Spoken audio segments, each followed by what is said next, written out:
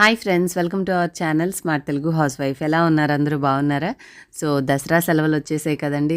మంచిగా ఈ నవరాత్రులు అందరూ పూజలు చేసుకునే బిజీలో ఉంటే పిల్లలు మాత్రం హ్యాపీగా వాళ్ళ ఇంట్లో ఎంజాయ్ చేస్తూ ఉంటారు. ఈరోజు వీడియోలో అయితే నేను ఇంకా స్టిల్ స్కూల్స్ జరుగుతూ ఉన్నాయండి. అప్పుడు షూట్ చేసినటువంటి మార్నింగ్ వ్లాగ్. సో తనకి లంచ్ బాక్స్కి టిఫిన్ బ్రేక్ఫాస్ట్ ఏం చేశాననేది ఇవాళ వ్లాగ్లో మీతో షేర్ చేస్తాను. ఇక్కడ చేసిన చట్నీ వచ్చేసి నేను సొరకాయ ముక్కలు అలాగే ఒక టమాటా వేసేసి కొద్దిగా చింతపండు పసుపు వేసేసి నూనె వేసి ఒక 5-6 పచ్చిమిరపకాయలు మనం వేసి నూనెలో మగ్గించేసి పక్కన పెట్టుకున్నానండి. అండ్ టిఫిన్ కోసం ఈరోజు మినపరొట్టె వేస్తున్నాను. చాలా రోజులైంది, అంతకుముందు చాలా ఎక్కువసార్లు చేసేదాన్ని. బట్ రెగ్యులర్గా తిని ఇంకా కొంచెం డిఫరెంట్వి ట్రై చేస్తున్నాను కదా. సో చాలా రోజులు అయిపోయిందని చెప్పేసి ఇవాళ మినపరొట్టె వేయడానికి పిండి అయితే రెడీ చేశాను. ఒక గ్లాస్ మినపప్పుకి మనం ఒక హాఫ్ గ్లాసు లేదంటే 3/4 గ్లాసు రవ్వ, అది ఇడ్లీ రవ్వ అయినా బియ్యపు రవ్వ అయినా ఏదైనా తీసుకోవచ్చు. నేనైతే ఇడ్లీ రవ్వ వాడుతూ ఉంటాను. అది కలిపేసుకుంటే ఇంకా దాంట్లోకి ఉల్లిపాయ, పచ్చిమిర్చి, కరివేపాకు ఉంటే కొంచెం కొత్తిమీర కూడా వేసుకున్నాం అనుకోండి, చాలా చాలా బాగుంటుంది. ఇవన్నీ లేకపోయినా కూడా నేను జస్ట్ ఉల్లిపాయ కూడా మిక్స్ చేసేసి వేసేస్తుంటాను. అండ్ కొంచెం జీలకర్ర కూడా వేసుకోవాలి. జీలకర్ర వేసుకుంటే ఫ్లేవర్తో పాటు మనకి డైజెషన్ కూడా బాగుంటుంది. సో ఇక్కడ ఏంటంటే ఇవాళ ఎటు ఉల్లిపాయలు కట్ చేస్తున్నాను కదని కొంచెం ఎక్కువే కడిగేసానండి. వాటిని కొన్ని వచ్చేసి మనము ఈ రొట్టె పిండిలోకి వేసుకోవడానికి, కొన్ని వచ్చేసి బాబుకి ఎగ్ ఫ్రై చేసేసేద్దామని. తనకి మోస్ట్ ఇష్టం అనమాట. అదేంటంటే కొంచెం ఉల్లిపాయలు వేసి కొద్దిగా 2 గుడ్లు అట్లా వేస్తే కూర కరెక్ట్గా అన్నానికి సరిపడా వస్తుంది. ప్లస్ వాళ్ళకి పెద్ద పెద్ద ముక్కలుగా వస్తుంది కాబట్టి అన్నం తినేటప్పుడు కూడా మనకి ఉదయం పూట చేయడానికి క్విక్గా ఉంటుంది, ఎక్కువ ప్రెషర్ లేకుండా. పిల్లలు కూడా చాలా ఇష్టంగా హెల్దీగా తింటారు. ఎగ్ కూడా ఇక్కడ మనం ఎక్కువసేపు వేయించడం అలా ఏం చేయం కాబట్టి అంత పోషకాలు కూడా ఏం పోవండి. సో దానికోసం అని చెప్పేసి నేను మామూలుగా ఒక్కొక్కసారి సింపుల్గా అయిపోవాలంటే ఎగ్ పొరటే ప్రిఫర్ చేస్తూ ఉంటాను. ఇక్కడ చట్నీకి ఏంటంటే ముందుగా మిక్సీ జార్లోకి కల్లుప్పు తీసుకున్నాను, అలాగే కొన్ని వెల్లుల్లి రెబ్బలు, కొద్దిగా జీలకర్ర, ఇవన్నీ వేసేసి ఫస్ట్ వీటిని ఒకసారి గ్రైండ్ చేసుకుంటే తర్వాత మనం చట్నీ కలుపుకున్నప్పుడు బాగా కలుస్తుంది. లేదంటే ఒక్కొక్కసారి వెల్లుల్లి అస్సలు కలవదు. అందుకని కొంచెం ఒక పల్స్ ఇచ్చి ముందు వాటన్నిటిని ఒకసారి అట్లా గ్రైండ్ చేసుకున్నాక మిగతా అన్నీ కూడా వేసేసుకోవాలి. ఇక్కడ ముక్కలు పెద్దగా ఉన్నాయి కానీ అవి సైజు వల్ల మనకి గిన్నె పై వరకు వచ్చిందండి. ఎప్పుడు కూడా అంత పై వరకు వేయకూడదు. సడన్గా ఒకసారిగా మూత పైకి అది వచ్చేసి అంతా చుట్టూరా పడిపోతుంది. కానీ ఇవి ముక్కలు పెద్దగా ఉన్న వాటర్ టైప్ ఉండేటటువంటి ముక్కలు కదా, సరిపోతుంది చట్నీ. అంటే మనకు ఆలోచన రోజు వాడతాం కాబట్టి అప్పుడప్పుడు మిస్టేక్ అవుతూ ఉంటుంది. బట్ అంత హెవీగా పెట్టకుండా మనం మిక్సీ వేసుకోవడమే అన్ని విధాల శ్రేయస్కరము. సో నేను చట్నీ చేసేసాను. ఈ చట్నీ మనము బ్రేక్ఫాస్ట్లో తినేటైతే తాలింపులు అయిపోయినా కూడా సింపుల్గా చాలా బాగుంటుంది. ఆయిల్ ఫ్రీగా తక్కువ ఆయిల్తో చేసుకోవాలనుకున్నా కూడా టేస్ట్గా ఉండడానికి దీన్ని ట్రై చేయొచ్చండి. ఏముంది, కొంచెం ఒక స్పూన్ ఆయిల్లో కొద్దిగా ఆవాలు, జీలకర్ర, కాస్త కరివేపాకు వేసి కూడా మనం పోపు వేసేసి పక్కన పెట్టుకోవచ్చు. నేనైతే బిజీగా ఉన్నానని చెప్పేసి ఇంకా తాలింపు ఏం వేయలేదు, సైడ్కి పెట్టేశాను ఆ చట్నీ. ఇప్పుడు ఇందులోకి మనం ఇందాక కట్ చేసుకోగా మిగిలిన కొన్ని ఉల్లిపాయ ముక్కలు ఉన్నాయి కదా, సో అవి ఇందులో కాస్త వేసేసాను. మీరు కొంచెం ఉల్లిపాయలు కలిపి పక్కన పెట్టినా కూడా మనకి పిండి పులిస్తే ఎట్లా వస్తుంది చూడండి, నురగగా అట్లా కూడా వచ్చింది అనమాట. ఉల్లిపాయ వేసిన తర్వాత నేను చాలాసార్లు అబ్జర్వ్ చేశాను, పిండి మనకి కొంచెం ఫ్లఫీగా అయినట్టు అవుతుంది అనమాట. సో ఇక్కడ ఏంటంటే కొన్ని కూర కోసం ఉల్లిపాయ ముక్కలు పక్కన పెట్టేసి మిగిలినవి ఇందులో వేసేసాను. జీలకర్ర కూడా వేసుకొని కరివేపాకు, కొత్తిమీర ఉంటే కూడా వేసుకోండి. అసలు చేస్తుంటేనే ఫ్లేవర్ ఎంత బాగుంటుందంటే. ఇలాగ పిండి రెడీ చేసినప్పుడు ఏంటంటే బ్రేక్ఫాస్ట్ చేయంగా నేను కొంచెం పిండిని అయితే ఉంచుతాను. ఎందుకంటే సాయంత్రం వాళ్ళకి స్నాక్స్గా కొంచెం గోధుమ పిండి కానీ మైదా కానీ మిక్స్ చేసుకున్నాం అనుకోండి, పునుగులు వేసుకోవడానికి బాగుంటుంది. సో ఒకసారి గ్రైండ్ చేసుకునేది మనకు ఉదయం బ్రేక్ఫాస్ట్గా, సాయంత్రం స్నాక్స్గా 2 విధాల హెల్ప్ అయ్యేటట్టుగా రుబ్బుకుంటే మనకి పని అనేది తేలిగ్గా ఉంటుంది. అండ్ ఈ మినపరొట్టె మనము మిక్సీలో కంటే కూడా పిండి గ్రైండర్ వేసి చేస్తే చాలా చాలా బాగుంటుందండి. అంత బిజీగా మనం ఆ టైంలో గ్రైండర్తో చేసుకోలేము కాబట్టి ఐస్ క్యూబ్స్ వేసేసి మీరు మిక్సీ జార్లో చేసుకున్నా కూడా పిండి అనేది మంచిగా బాగా వస్తుంది ఫ్లఫీగా. సో ఇక్కడైతే నేను తన వరకే చేస్తున్నాను అండి. కూర ఎక్కువగా ఏం చేయట్లేదు కాబట్టి కొంచెం ఉల్లిపాయలు ఉన్నవి అవే వేసేసాను. అవి కాస్త వేగిన తర్వాత మనం గుడ్లు వేసేసి ఒకసారి కలిపేయకుండా కాస్త మూత పెట్టేసి ఉంచామనుకోండి, అవి గట్టిపడి వాళ్ళకి తినడానికి ఎగ్ పీసెస్ అనేవి చాలా బాగుంటాయి, టేస్ట్ ఎంజాయ్ చేస్తారు అలా తింటే. సో అందుకని నేను వెంటనే కదపకుండా ఇట్లా మూత పెట్టేస్తాను, ఆవిరికి అవి చక్కగా ఉడికిపోతాయి. అండ్ ఇంకా ఇక్కడ వచ్చేసి 2 అయిపోయినాయి కదా, ఒకసారి చూసుకుందాం. కెమెరాకి యాంగిల్కి అయితే చాలా బాగుంటుంది కానీ ఇలా 2 పెట్టి చేయడానికి మనం వంట చేసేప్పుడైతే ఒక ముందు ఆల్రెడీ ఉన్న గిన్నె బాగా హీట్గా ఉంటుంది కదా, సో చూసుకోకపోతే చెయ్యి అయినా కాలిద్ది, లేదంటే బాగా వేడి తగులుతూ ఉంటుంది డ్రెస్కి. కాకపోతే మనము పక్కన పెట్టామనుకోండి కెమెరా యాంగిల్ సరిపోదు మీకు చూపించడానికి. సో ఎప్పుడన్నా 2 డిషెస్ చేసేటప్పుడు చాలా ఇబ్బందిగా ఉంటుంది.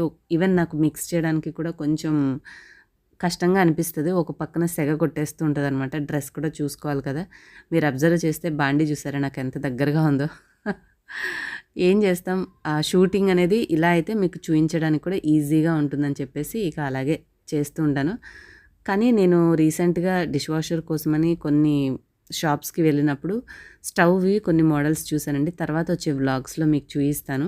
అంటే ఇలా 1, 2, 3, 4 ఇలా కాకుండా డిఫరెంట్ సైజెస్ పెట్టే విధానం కూడా బర్నర్స్ అనేవాళ్ళు పొజిషన్ వేరేగా పెట్టారు.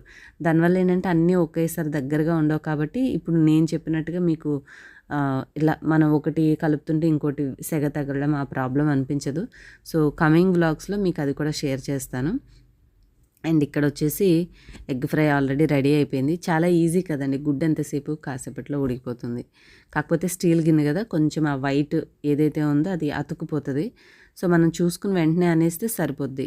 కొంచెం లేట్ చేసామనుకోండి ఆ ఎగ్ అలా అతుక్కున్నది మాడిపోయి కూర చాలా వేస్ట్ అయిపోతుంది. చాలా కేర్ఫుల్గా ఉండాలి స్టీల్ గిన్నెలో వంట చేసేప్పుడు, లేదంటే మొత్తం మెస్సీ అయిపోతుంది. అండ్ ఈ ఐరన్ దాంట్లో కూడా మనకి బ్రేక్ఫాస్ట్ చేసేసాను, అయిపోయింది.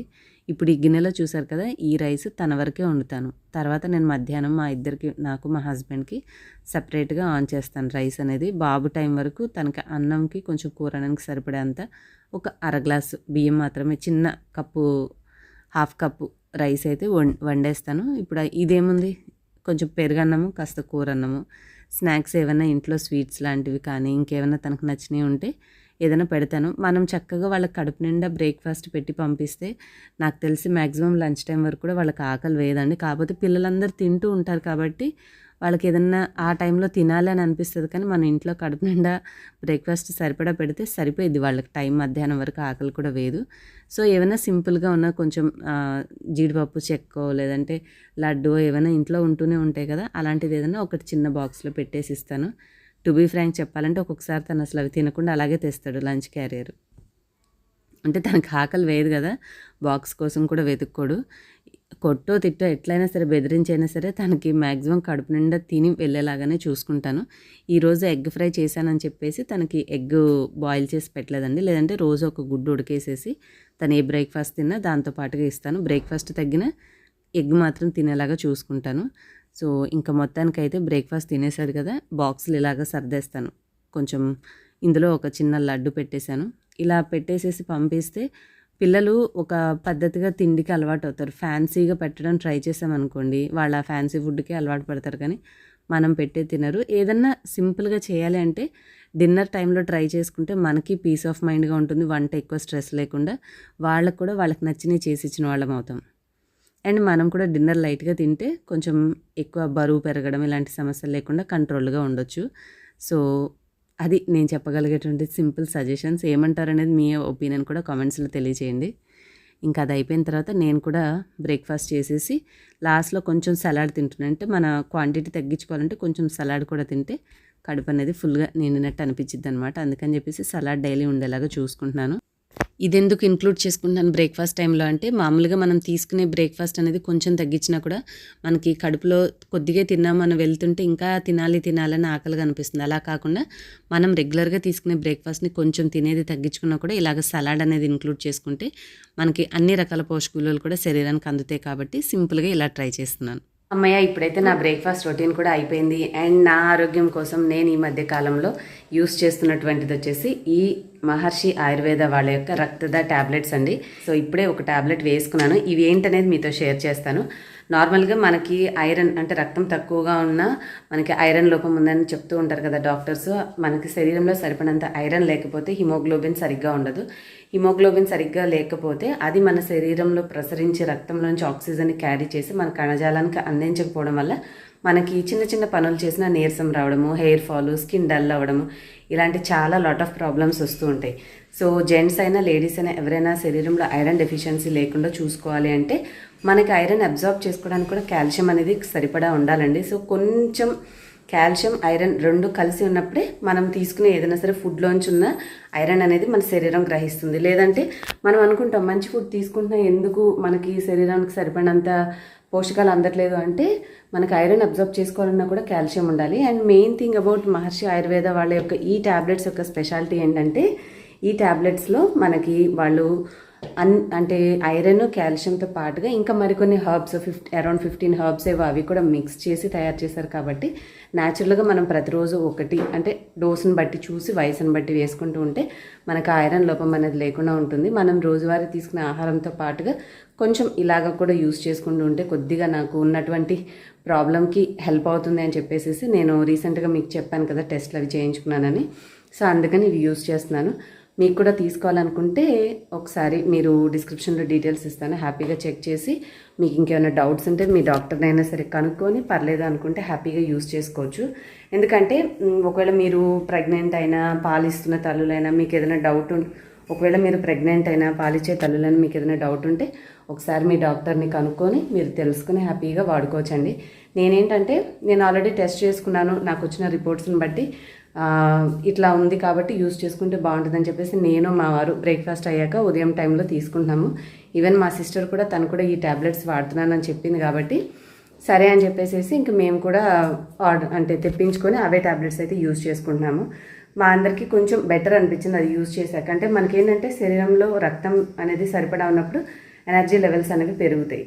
సో మనం తీసుకునే ఆహారంతో అది అందట్లేదు అనుకున్నప్పుడు కొద్దిగా సపోర్టివ్గా ఉంటుందని చెప్పేసి ఇవి వాడుకుంటున్నాను. సో మీకు కూడా ఇంట్రెస్ట్ ఉంటే హ్యాపీగా డిస్క్రిప్షన్లో ఉన్న డీటెయిల్స్ ద్వారా తెప్పించుకొని మీరు కూడా వాడుకోండి. ఇంకా కిచెన్లో కొంచెం సర్దుకోవాల్సిన పని ఉంది. ఇది ఎప్పుడు కామన్గా ఉండేదే కదా, కాకపోతే ఎవ్రీడే మనం చేసే పనే కాబట్టి నేను అది కూడా సర్దేసేసుకుంటే ఇంక ఈ వ్లాగ్ అయితే ఎండ్ చేసేసేద్దాము. హోప్ మీకు ఈ సింపుల్ వ్లాగ్ నచ్చితే స్మాల్ లైక్ చేయడం మర్చిపోద్దు, షేర్ చేయండి, అలాగే సబ్స్క్రైబ్ చెబితే సబ్స్క్రైబ్ చేసేసుకోండి. ఇప్పుడైతే నేను ఈ పని అంతా చక్కచక్క చేసేసి ఫినిష్ చేసేస్తాను. తర్వాత మళ్ళీ రేపటి వీడియోలో కలుద్దాం. బాయ్.